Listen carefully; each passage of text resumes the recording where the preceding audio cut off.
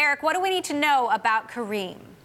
This is a moment where Uber might actually acquire territory internationally instead of retreating. So I think it's exciting for that reason that Uber here seems to be willing to pay a pretty big price tag, $3 billion. And, this is not sort of a done deal by any means, but it looks likely that at $3 billion, Uber could acquire Careem's business there and there will be some sort of combined forces in the Middle East.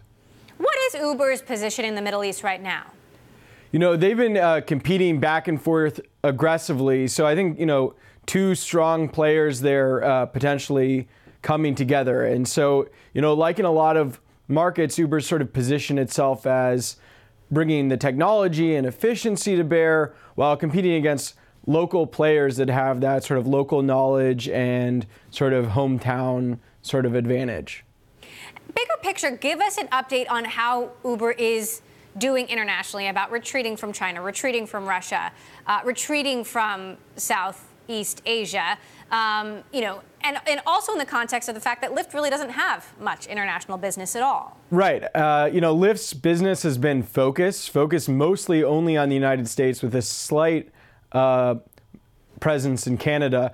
Uber has been all over the world. I think Latin America is certainly an important market, Europe, and then they're trying all sorts of tactics to get into places like Japan that have been holdouts. So it's still very much a global business, and the Middle East is a key part of that. And I think we're going to see a lot more, and I'm excited to see a lot more when they file their S1, in a couple months. And so I think that will tell us more about sort of how competition globally is affecting their business. But Uber definitely still has a pretty big global footprint. And then also don't forget that they have stakes in those companies that they left behind. Whether it's Grab or Didi, Uber still has an equity stake in those companies, so has some upside if those companies continue to do well. Could a big deal like this impact the timeline to IPO? They've been working on this for a while, so I think it's certainly been on their mind. It's not a surprise. This has been a deal we've reported on and have been watching for quite some time.